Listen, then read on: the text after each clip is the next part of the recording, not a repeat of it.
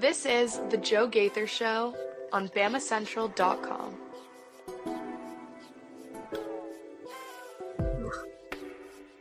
Good morning, Tuscaloosa, Internet World, West Alabama. Yes, the sun still came up today, even though the 2025 football season has come to an end. This is the Joe Gaither Show on Bama Central, BamaCentral.com. Hope you and yours are doing okay. I know, hope you had breakfast, hope you had your coffee, everything that you need to do, because life still moves on despite the Crimson Tide losing to Indiana, and not just losing, but getting absolutely destroyed 38-3 in the Rose Bowl. So we'll talk about that right here on the Bama Central YouTube channel, on the Bama Central Facebook page. We'll talk about it right here on Apple Podcasts, Amazon, Spotify. I want to apologize. Yesterday, I scheduled the wrong show in the right times. So if you listened on Apple Podcasts and you heard, wait, this is the same show I heard on Wednesday. This is Daniel Flick and Joe Gaither talking. I corrected that about an hour before the game actually started. So pretty tough look for your boy right here. But if you do want to listen to some bad predictions for the Alabama-Indiana Rose Bowl, you can find that right there on Apple Podcasts, Amazon, Spotify, on the Bama Central YouTube channel as well. The show is brought to you by Derek Daniel, State Farm Insurance. Brought to you by Purple Turtle Roofing. Call Purple Turtle Roofing for all of your insurance needs, or all of your roofing needs, at 877-787-6635. They'll work with your insurance company, make sure that your roof is taken care of. Call them today for a free roof inspection at 877-787-6635. We're going to have a lot of fun today with Mason Woods. Oh, Alabama loses, and magically Mason Woods makes it back from the country, from abroad. I hate to say that I was right, but seemingly I was right about this Alabama team all along. They fooled me a bit. They tricked me out there in Norman. I think they just played a bad Oklahoma team, and the cards have fallen where they are going to, and Alabama is sitting here on the receiving end of the worst beatdown since, what was it, 1998? Yeah, biggest loss since 98, according to a lot of people, Theo Fernandez being one of them. 38-3, didn't even get in the end zone. But while that was bad, where was Alabama ranked preseason, Mason? 8? And they're going to finish at 8. So you met expectations. That's certainly an interesting twist. Come on. It wasn't as bad as it looked. It was as bad as it looked. This version, it didn't look as bad as it was. This version of the Crimson Tide is soft as melted butter. Yes, the defensive front was pushed around all day. The offensive front, once again, couldn't get anything going, couldn't protect the quarterback. Really, really tough look. We'll talk about reactions. We'll talk maybe changes Alabama needs to make. We'll talk about a lot of things on the program today. I appreciate your comment, Dean Mitchell. You're right. No, I think I was wrong on that. It was as bad as it looked. I think it could have been worse. It could have been. I think so too. I think Kirk Cignetti was he was gracious, easy, but gracious. That's the right word. Alabama puts up 193 yards of total offense, 23 rushing yards to Indiana's 407 yards. It was 411 yards before they started taking some knees to get out of the game. Alabama did end up getting ended up getting several sacks. They got 3 sacks on the day, so you did get some pressure, but 2 of those 3 sacks came on the very first drive. He got a sack on first down and a sack on third down, and I thought, oh boy, we got a game. Yeah, it was close for about 2 series.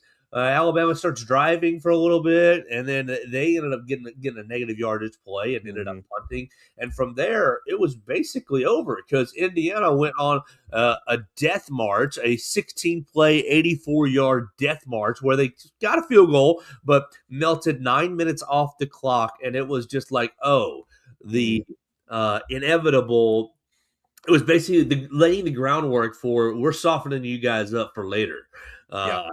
And golly, the offense never found anything. Ty Simpson could not find the same mental space that he found in the Oklahoma game of I'm just going to throw the ball, I'm just going to let it rip, I'm going to give my guys a chance to play, and took some hits and then ultimately broke his rib. Apparently, according to him, D'Angelo Pons cracked him on that fumble and he broke his rib.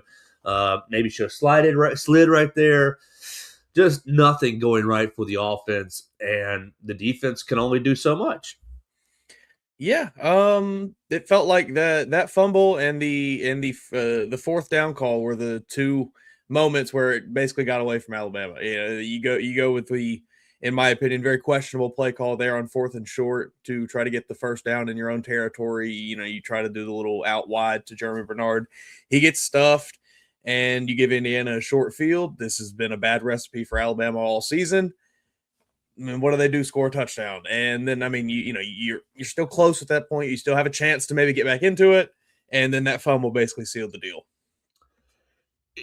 You're absolutely right. Cameron Metzger giving you some props. It's officially Mack and Russell time. If Ty doesn't declare for the draft, he should hit the portal. Yes, the offensive line was horrid this season, but Mason was right. We need a playmaker when your offensive line is suspect. You ended up bringing Austin Mack in, and he did okay, but it was like too little too late. Yeah. 11 of 16 for 103 yards. I mean, not too much further off of. He had one fewer completion than Ty Simpson. Ty Simpson, 12 of 16 for 57 yards. Could not or would not throw the football down the field. Yeah, really struggling right there in the passing game. But with that being said, look at Ryan. Ryan ended up having a good little day. 6 catches, 53 yards on 7 targets, and he got absolutely rocked on one of these. Whoa. On one of these that he actually caught. So we've been on Ryan Williams all season long for you can't catch the football, you're not very tough, you don't want to go over the middle. Well, I mean, game's on the line, season's on the line, and Ryan Williams actually performed. So I got to give him a little credit there.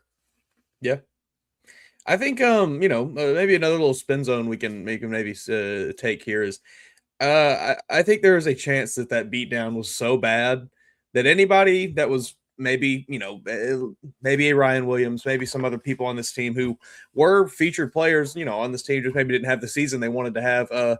We're considering transferring. Maybe this is enough juice that they say, let me run it back for another year. I need my get back in this game, because there's not many positive takeaways, but I'm hoping that, you heard it from Ryan Williams, obviously saying he's locked in with Alabama, but that could change in a day. Who knows?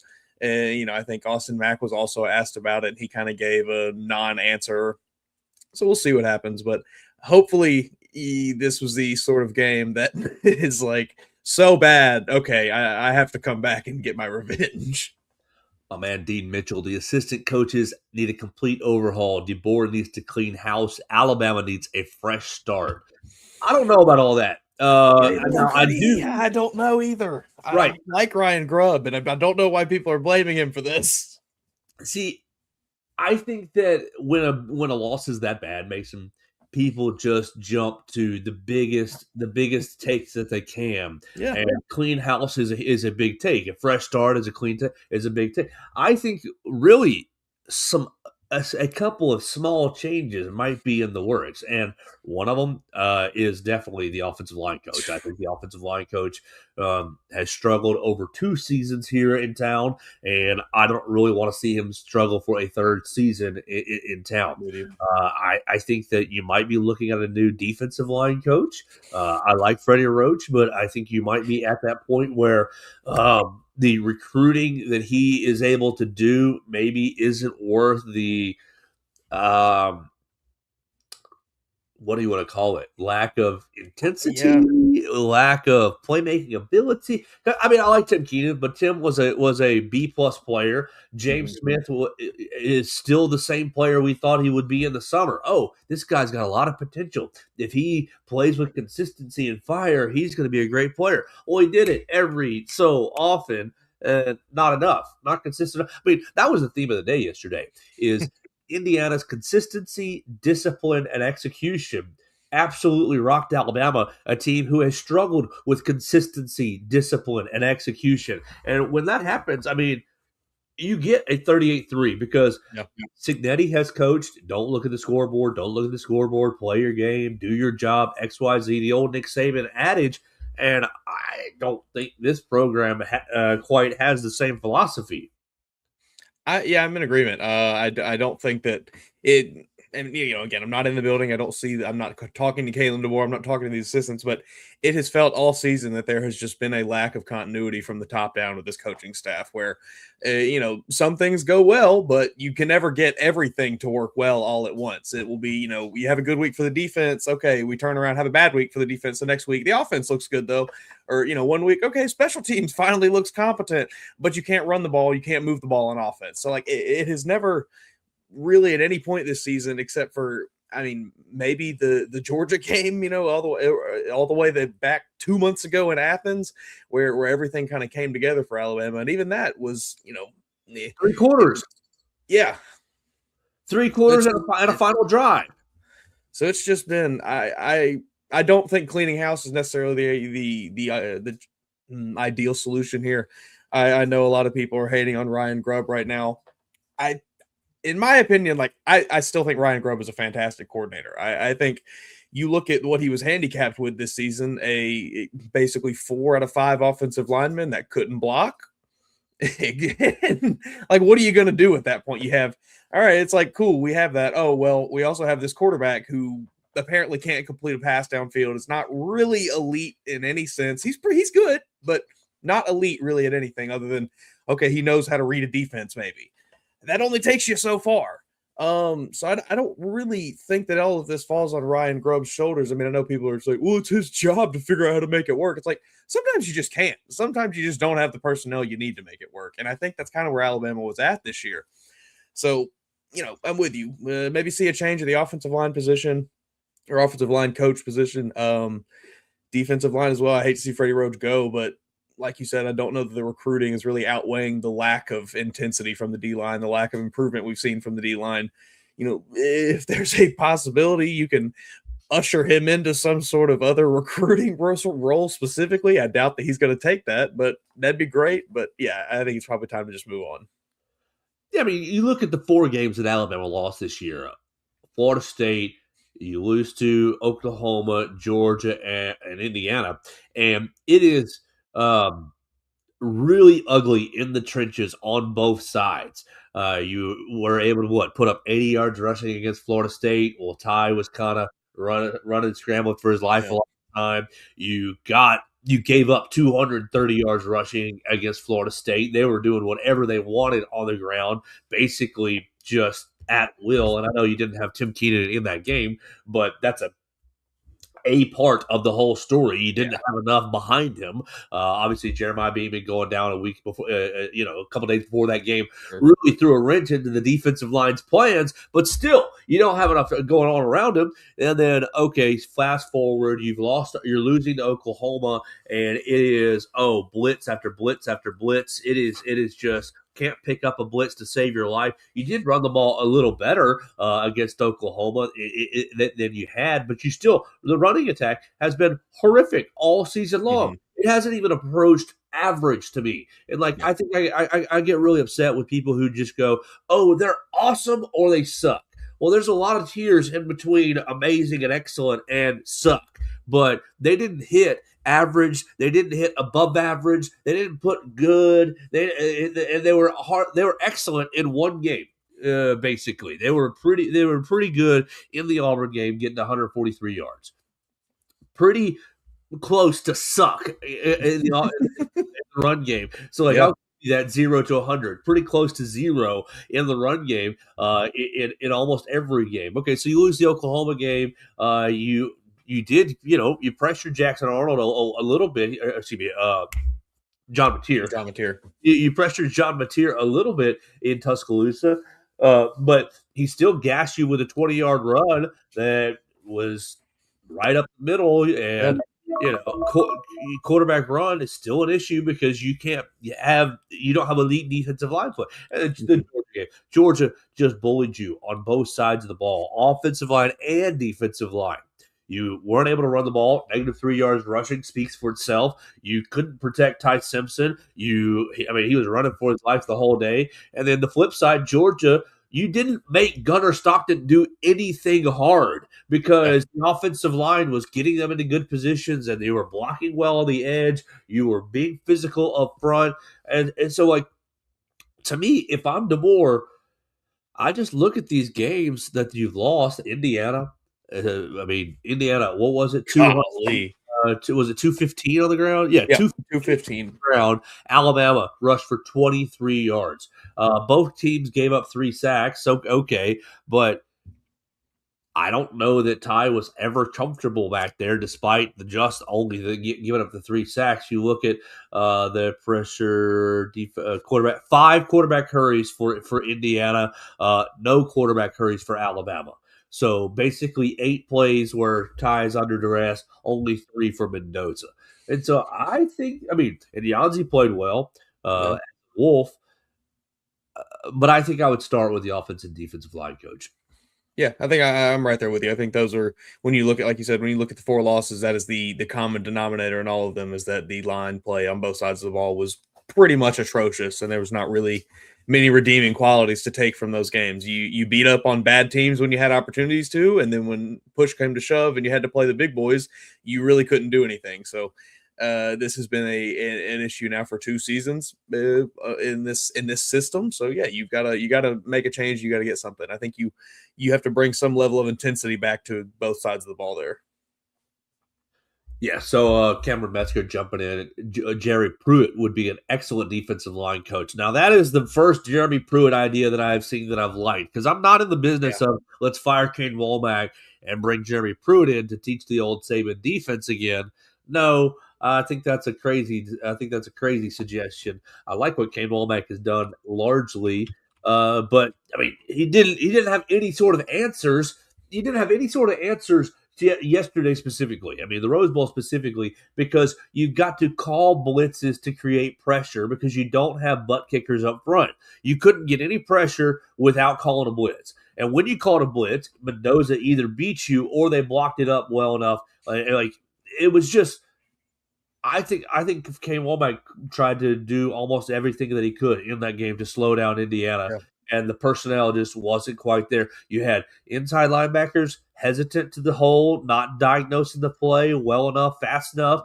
I think that really Cade had his hands tied right there in the game yesterday. Yeah, I think it, like you mentioned Mendoza being able to kind of scramble out and get those runs.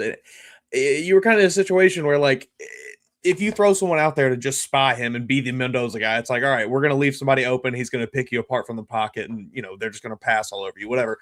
And it's like, you tell the defensive line, hey, this guy, they said it on the broadcast, he runs like a wounded giraffe or something. I think Kirk Herbstreit said, if you are talking to the defensive lineman and you got to tell him, hey, but you just have to make this play. It's kind of up to you. You have to be more athletic than he is. And for whatever reason, he was able to, bounce off and, stumble his way towards first downs, and they just couldn't bring him down. But I don't know. I'm with you. I don't think it's a Kane Womack problem. I think he did really everything he could. You can only coach so well. If your players don't play, what do you do? Yeah, really tough look for Alabama's defense yesterday because they just didn't really have any answers. And I don't know that there was anything schematically that Kane Womack could have done. They were picking on bullied. They were picking on Xavier Brown. They were getting after him in the run game. It was some pretty tough stuff. Indiana's Kaelon Black, 15 carries, 99 yards and a touchdown, and Roman Hemby, 18 carries, 89 yards and a touchdown.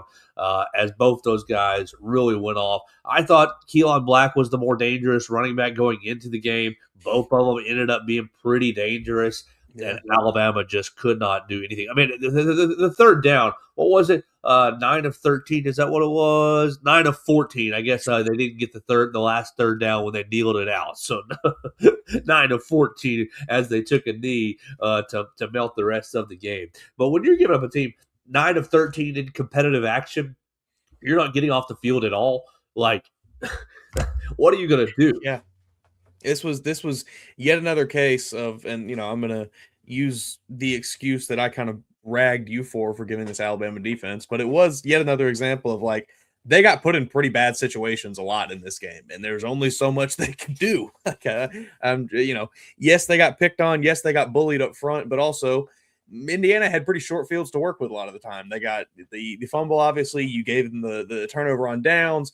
They had a pretty good punt return on one, I believe. It's just like they were working with short fields a lot. So I know 38 points is a lot, but it's I don't know. The defense was handicapped the whole time, having to I don't know. It's so many things went wrong in this game. I just don't think blowing it all up is really what you need to be doing. Yeah, Alabama didn't have a 5-minute possession until the third quarter where they kicked a field goal. You had Indiana with 1, 2, 3 5-minute, 3 over 5-minute possessions in the game, just really just dominating every facet, Yeah. And so, like, the people are, oh, what an embarrassing loss, what an embarrassing loss, and I'm like, I don't know that it was because one, you went in, let's be reminded, as a 7.5 point underdog.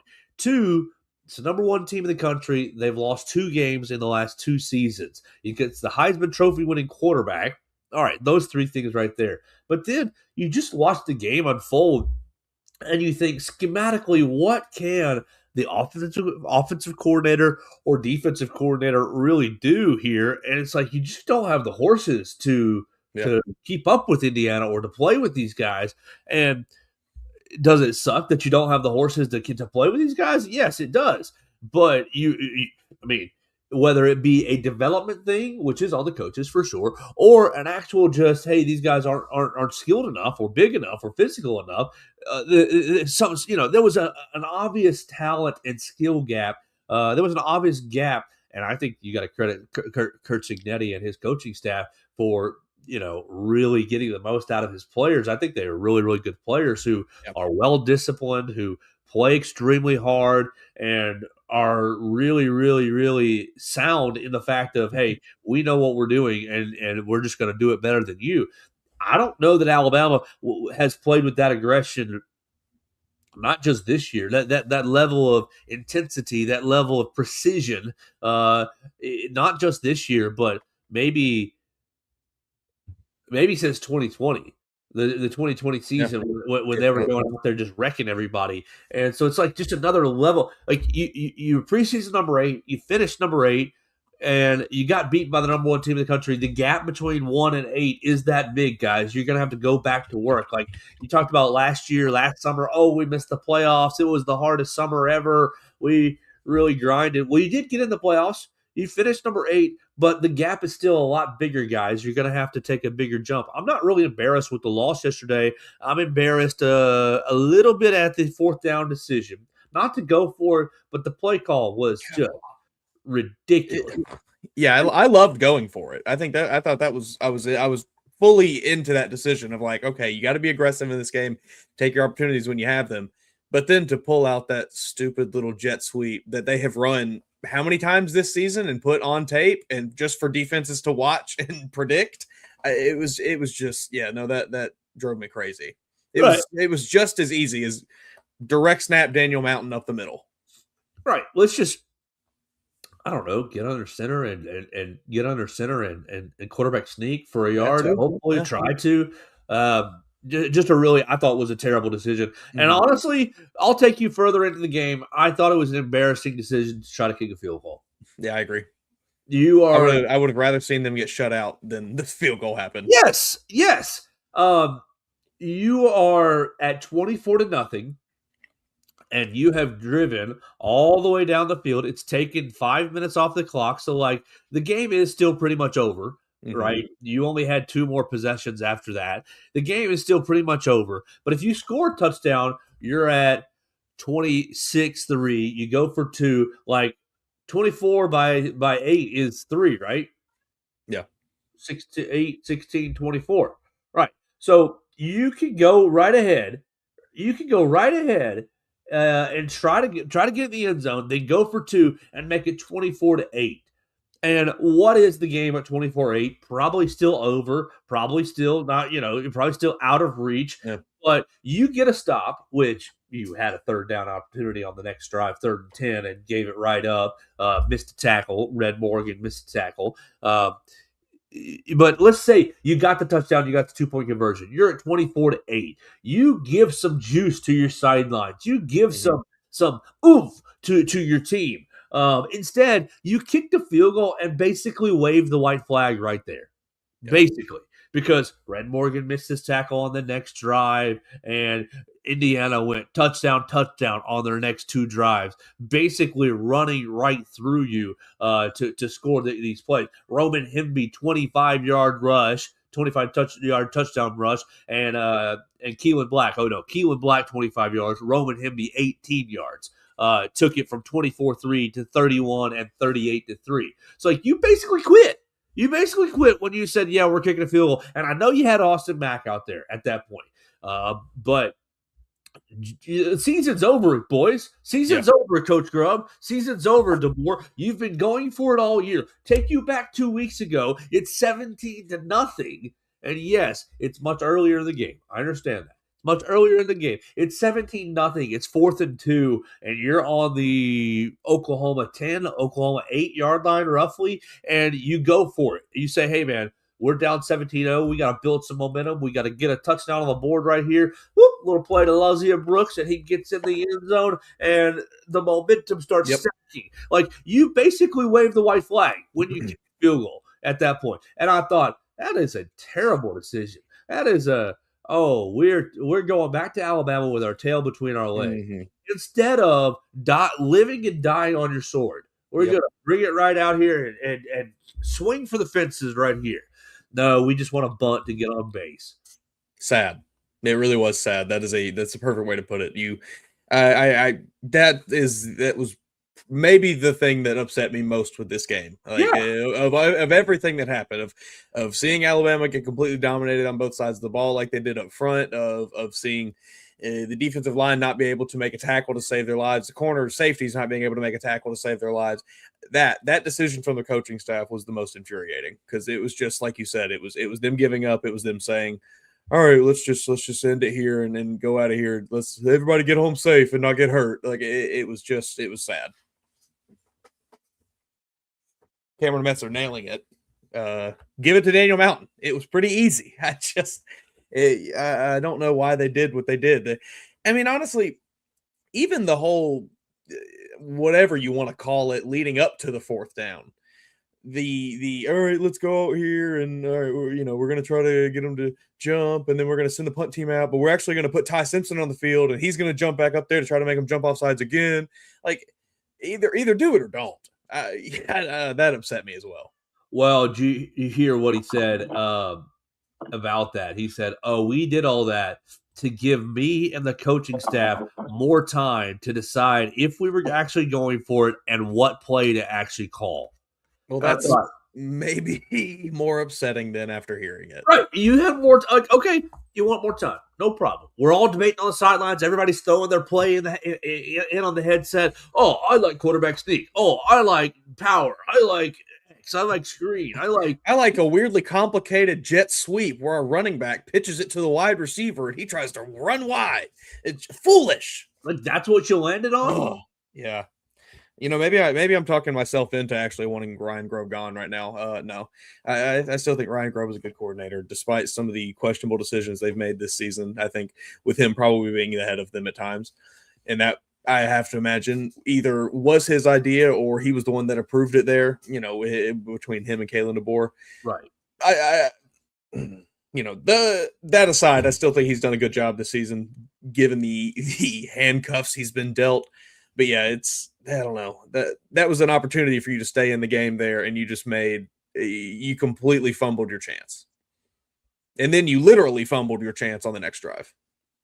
It's unbelievable. You were building momentum you were looking okay. Like you said, you got a few stops. You kind of for 2 or 3 drives there, you were in the game, and it was like, all right, we might have something here. And then okay, we're getting a little bit of a drive going. Oh, that was just terrible. It just completely tanked from that point. All right, so let's go to the voicemail line. Before we do, we want to remind you this program is brought to you by Purple Turtle Roofing. At Purple Turtle Roofing, we're not just another contractor. We're your neighbor and your advocate when it comes to protecting your home or business. With years of hands-on experience, top-tier certification, and a commitment to excellence, we've built a reputation as Alabama's go-to roofing solution. We specialize in residential roofing, commercial roofing, emergency storm repairs, full-on roof replacement, insurance claim support, and more. Call them at 877-PT-ROOF-5. That's 877-787-6635 for your free roof inspection today. Purple Turtle Roofing. All right, we're going to go out to the voicemail line and find our friend Dad. Dad called just after the game. You can call on the voicemail line at 205-462-7340, extension 800. Ooh, what? Maybe I didn't click the right thing. Let's see. Looks like this video doesn't have a video track. Okay, well, let me find. Let me retry this. Well, in the meantime, I can talk about something that's upsetting me on the internet currently. As we got through that Purple Turtle ad, I'm seeing and I've seen it already this weekend or this week. Over the last 24 hours, really, the whole notion. Well, Ryan Grubb was fired from the Seahawks because he was so horrible as a coach there, and it's like, yeah, they didn't have a good offense when he was there, but Geno Smith was his quarterback, and I'm not saying that relative to their level, Ty Simpson is as bad as Geno Smith was for the Seahawks last season, but he was in a similar situation here in Alabama this year, where you're handicapped by a average, slightly above average quarterback. So I don't really know that you can point to his time in Seattle as some bit of damning evidence on him as a coach. I think, you look at a lot of what they did, and for some reason my computer is now not wanting to cooperate with me. But okay, here we go. And you look at Geno Smith still threw for 4,000 yards in that offense, and Geno Smith threw for over 4,000 yards in that offense. So the creativity was still there a bit, and he still led them to a decent statistical year. I know the team didn't finish well, but whatever. I just don't think that's some bit of really impressive evidence against Ryan Grubb like people are trying to use it as. No, I think that people are just looking for things to cope with. Yeah. And that team ran for over 1,600 yards. It's not great, but you had two guys go for 500. Geno's got almost 300 himself. So, yeah. I don't think the running scheme is very good anyways, but to combine that with not so good players, because the players' pad levels were so bad all year long. And they couldn't get out of their stances, or really the whole year. They couldn't get to the second level the whole year. And so I think that you get a guy like Chris Booker in here next year. I think you get a guy like Jackson Lloyd. You keep Michael Carroll going. You work with William Sanders a little bit to get those feet a little quicker. You might see a different offensive line and a different running production next season. I think I figured out Dax's voicemail. 205-462-7340, extension 800. Well, the haters doubted us. And honestly, great call by the haters. They were right. Wow. I'm 25 years old. I've been watching Alabama football since 2007. And I have never, ever seen an Alabama team lay down and accept defeat as early in a game as this one. Is this what being a spoiled Alabama fan feels like? Because I don't like it. I don't like it at all. Roll Tide. But, wow. Wow. Just what? We just took a sledgehammer to the face. Over and over and over. Indiana is not that much better than we are. We just laid down and accepted it. There was no fire in anybody. Nobody on the coaching staff, none of the players, nobody was pissed. Nobody was mad. Put me on the field. The more, come get me. I will play my heart out for you, and we will win some games with me on the field. Put me Put me on the field. God bless. That was pitiful. But I don't even know what to say. That hurt. At least we were in the second round of the playoffs, so it was better than last season. But that hurt more than last season. I'm gonna be completely honest with you. That performance we just put up was miserable. God bless. Anyway, our team's gonna be good next year. We got C.D. Morgan and Xavier Crowell coming in. Somebody needs to get fired. Jay Nunez, goodbye. Kapkovich, I don't know. Our O-line has been declining since 2021. We need like a complete, like an overhaul on the O-line, like a big overhaul on the O-line. Our O-line is complete garbage. It's bad. Wow. At least we didn't get shut out. Dude, I don't even know. Good night, Roll Tide. Roll Tide, Dax. That's the best I've ever heard, Dax. Cameron Metzger says, I feel you, Dax, on the Facebook machine. Absolutely. I think next year's going to be better. Look, you've taken steps with DeBoer. Well, you started off, you were 9-4. You lost a cruddy bowl game to Michigan, and that really sucks. You lost some games you shouldn't have lost to. But outside of the Florida State game, you didn't. I mean, the Florida State game was kind of an anomaly, in my opinion. Yeah, but it's been an outlier for this season. The only games you lost were to teams that were really good. So, like, there's a small step right there. You started to figure out your issues on the road this season. Sure. Losing in Atlanta and losing in California weren't good. But, you went to Auburn. You went to South Carolina. You got your business handled in a lot of these big – you went to Athens in a lot of these big road games. I think that you are, right to be upset with that performance, but I think Dax is exactly right. Looking forward to the talent that you've brought in and looking forward to getting your guys in here for DeBoer. And so I'm looking forward to 2026. Yeah, I agree with you. I think it's important to kind of take a step back and realize, or remember, I guess, rather, that Nick Saban came into this program having already won a national championship and doing it in the SEC. So he was very familiar with what it took to be a high-level SEC football coach. Kalen DeBoer, he is very much still learning what that takes. I think all of this staff is still learning what that takes to be a very high-level SEC football team. It is not as simple as just, okay, I did really well at Washington. I'm going to do really well at Alabama. We have seen that firsthand now. He is very much still learning the ins and outs of SEC football, and I think, you got to give him a little bit of time.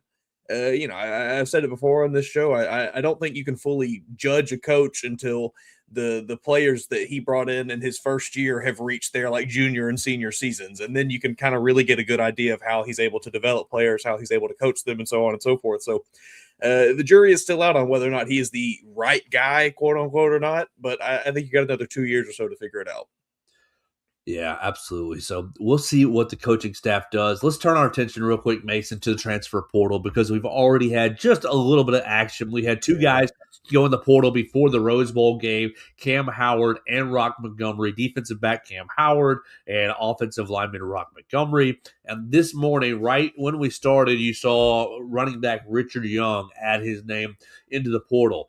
I think those three guys are three of the least surprising names that you should see. I think Jalen Hale will be announcing later today that he's going into the transfer portal.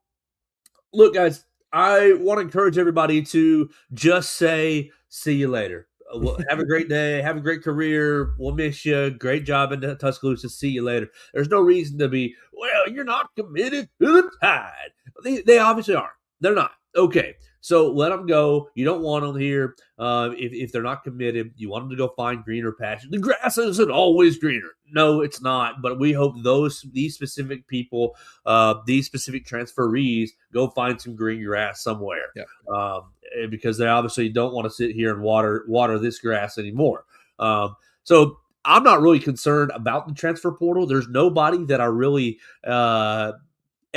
we've got a list at BamaCentral. We've got a list, and we've got a list of pre-written names. We're ready to spit them on out there. Nobody that's on our list makes me think, dang, I hope we don't lose that guy. It's just the nature of the beast, and I think this is going to be some roster churning, some personality churning, some hey, maybe we didn't recruit you churning, and you're going to see a pretty active January transfer window. I mean, it's the only transfer window right here in college football, but just your thoughts on these three guys, your thoughts on potential transferees. I mean, we heard Jalen Mbakwe saying, oh, no chance. Ryan Williams, no chance. Kalen Russell, no chance.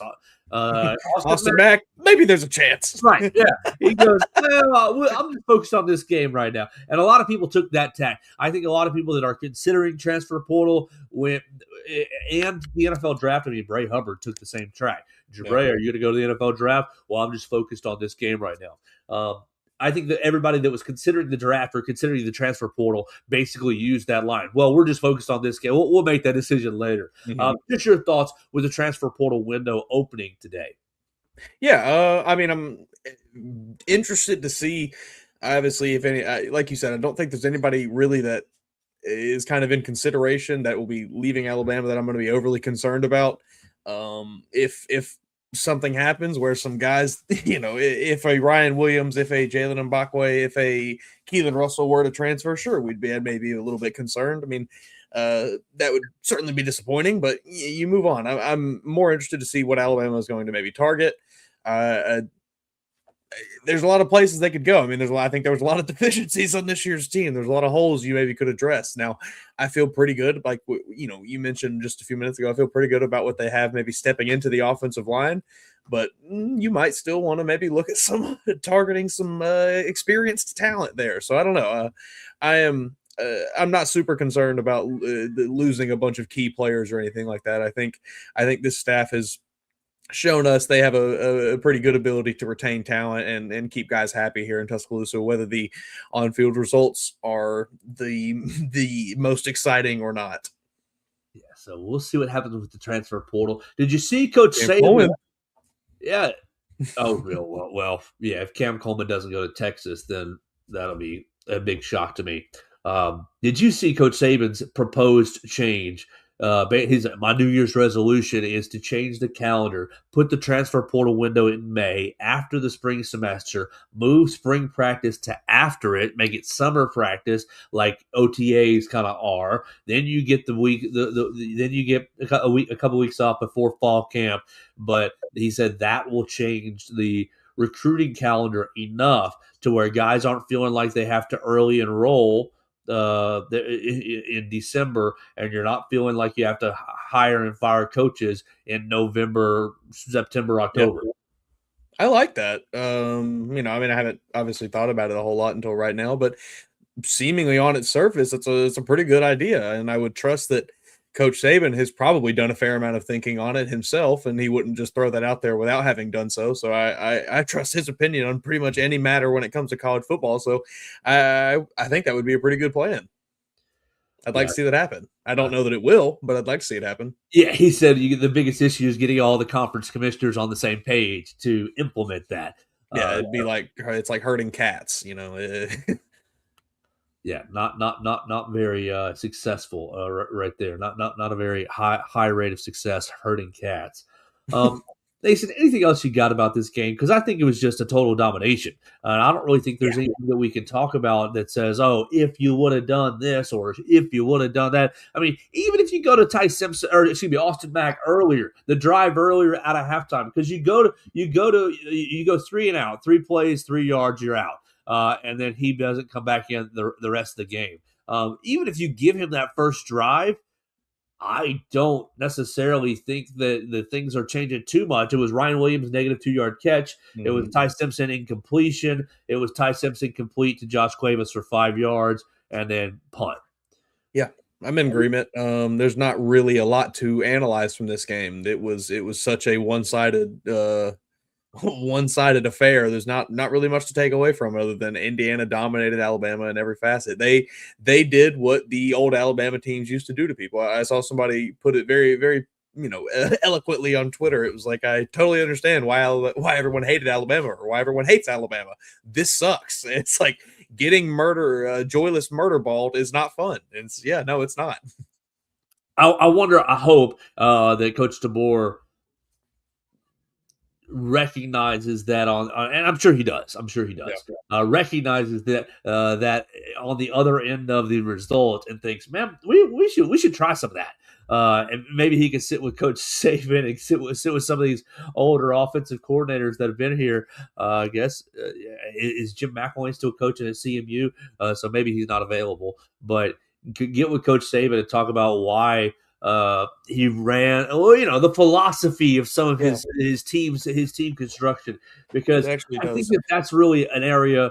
I'm not going to sit here and say, well, DeBoer doesn't fit. That's not true. I think he's a really high level football coach and a really great recruiter, and really great at relationships. But maybe the philosophy aspect is a place where he can take a step forward in his overall coaching. The acumen is getting this a little more of the FU mentality, a little more of this. We're gonna make their asses quit, so we're gonna run through. We're gonna change their minds. Is kind of what Kirk Cignetti used the Nick Saban line. We're gonna change their minds about playing us.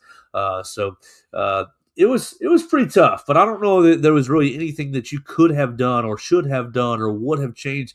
We talked about the fourth down decision and play call. We talked about the field goal. Really, I do have one more thing and more of a big picture question than anything, but just have seen the conversation being had again over the last 24 hours or so. the training staff, the kind of shift from the days of Scott Cochran of 4 quarters to, all right, we're more analytics based. We're tracking everything out of whatever.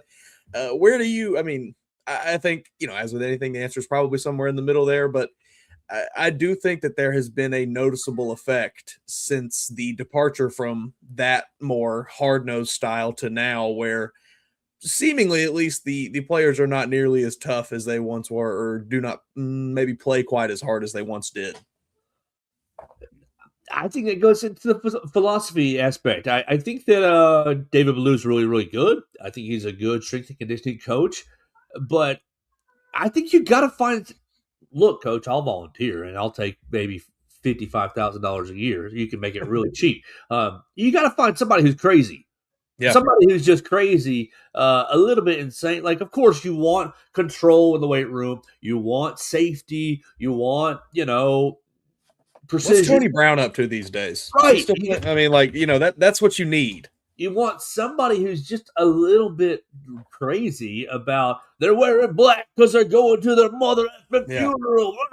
We're going to kill them all. You had Scott Cochran, but you also had Wilson Love out there who were just losing their dang minds for 3 hours of practice. And it's like, if you're not losing your mind, who is?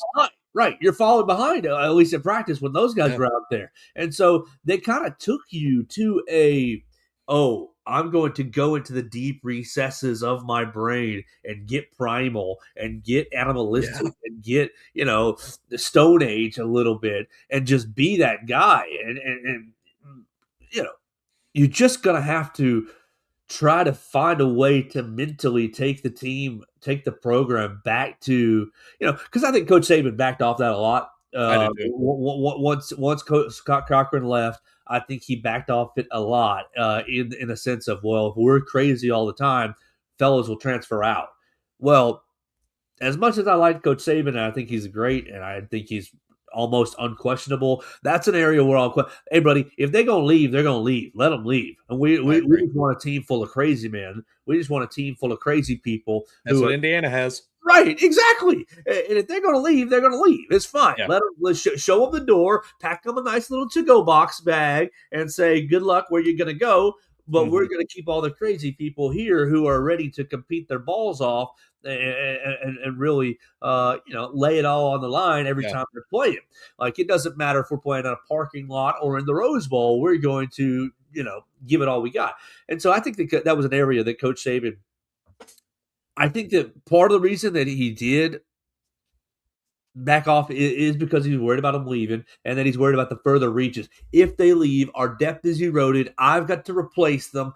Can I replace them with right talent? It just creates more problems for me if they leave. But honestly, I think it created a more deeper rooted problem for Alabama by not saying you shove them out the door, but not just being yourself, not being authentic, not saying, hey, we are the program that'll go balls to the wall. And, we are the program that's going to, take you to the limit, take you to the deep water, and we'll drown you. No, I think when you back that off, you lost some of that, hey, we're going to go to the deep water and we're happy to swim in a 10,000-foot pond. Can you swim here all day? We can. Kind of thing. No, I completely agree. And so I think Coach Saban backed off that, and I think it ultimately hurt the program. And then Coach DeBoer, I think he's going to have to find a way to take the mentality back in. Hey, drop us in the ocean. We'll swim. We'll tread water here all day because we don't care. Because we want to live and we want you to drown. We are not drowning. You're the one drowning. And yesterday, Indiana drowned Alabama. And fairly, we both programs treaded water for a couple of drives, and then D'Angelo Pons popping Ty Simpson was basically the first time where they grabbed it, dunked you under the water, and are you going to come back up? Didn't really come back. The defense was put on the field. Like, you're at 10-0. Okay, you're driving. He fumbles. If the defense gets a stop there, forces a field goal, gets a stop there, like, okay, you're at 13-0, or even better, getting a stop, you're still at 10-0. But you had them at 3rd and 8 on that drive, and then Mendoza kind of skirts up the middle, squirts through, bounces off somebody, and kind of stumbles his way to a first down. I think I might be mixing that up with another drive, but I think, okay, you have Roman Henry 4-yard rush, you have Fernando Mendoza 3-yard rush. And then it's 3rd and 3, scrambles up the middle, gain of 7 yards, first down. And then from there, it's 8-yard rush. Roman Hemby rush middle, 3 yards. Then it's Roman rush 7 yards. I mean, they're basically playing clock games, trying to kill the rest of the clock and score at the same time.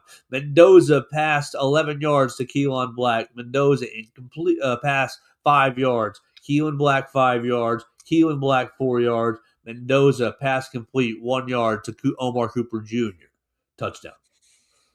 Yeah, there's not really a better way to put it, I think, than the way that many people already have, is that they did what they did to Alabama what Alabama used to do to other teams. Yeah, absolutely. So, pretty tough way to see the season end.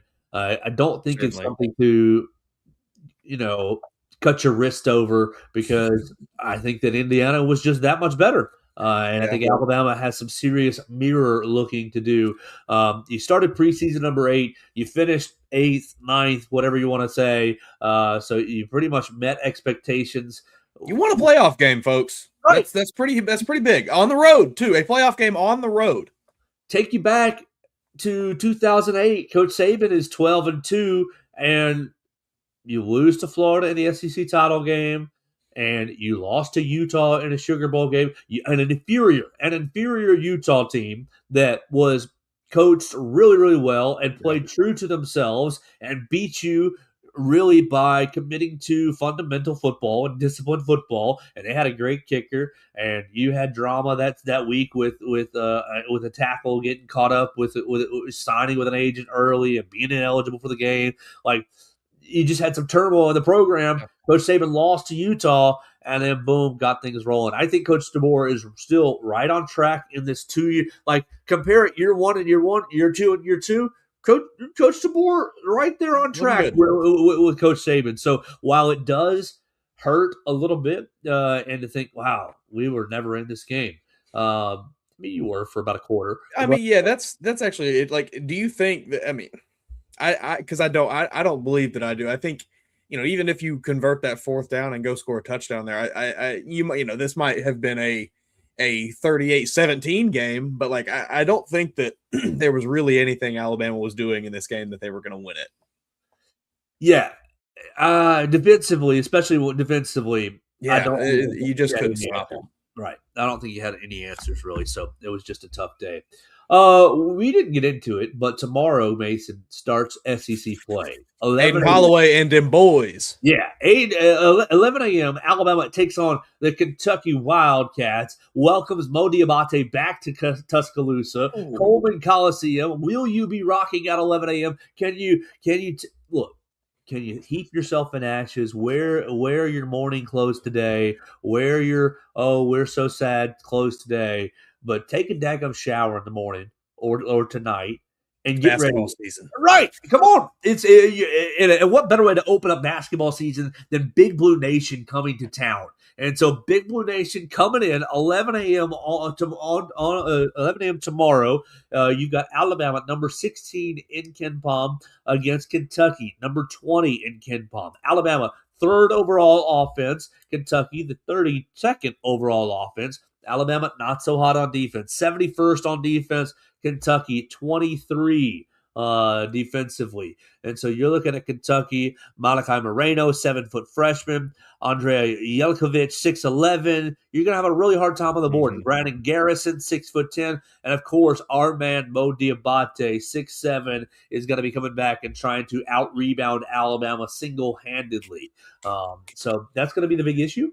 Can Alabama rebound the basketball? If you can, then you hit 22 dadgum threes on Monday night. So the team is shooting really, really well. We'll see how SEC play opens tomorrow. Mason, we getting off to a good start? I feel good about it. I think this Kentucky team is, kind of had not exactly like the same struggles, maybe schematically, I guess, that Alabama's had, but similarly to this Alabama team, they have struggled against some of the better competition they've played this year. They've played a pretty tough schedule up to this point. Games against they got losses to Louisville, Michigan State, North Carolina, Gonzaga. So like it's not like this is a perfect team. I think it's this is a somewhat flawed Kentucky team, and Alabama has an opportunity here to get a big win to start SEC play. You can get in the door for $55.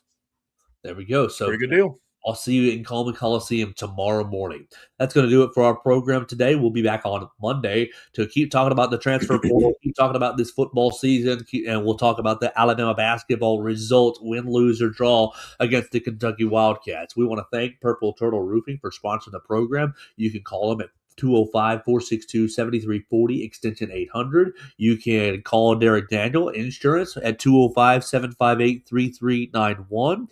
If you've disagreed with anything that I had to say today, please call us on the voicemail line at 205-462-7340, extension 800. We'd love to take your phone call right there, and we'd love to talk to you again on Monday right here on the Joe Gaither Show on BamaCentral, BamaCentral.com.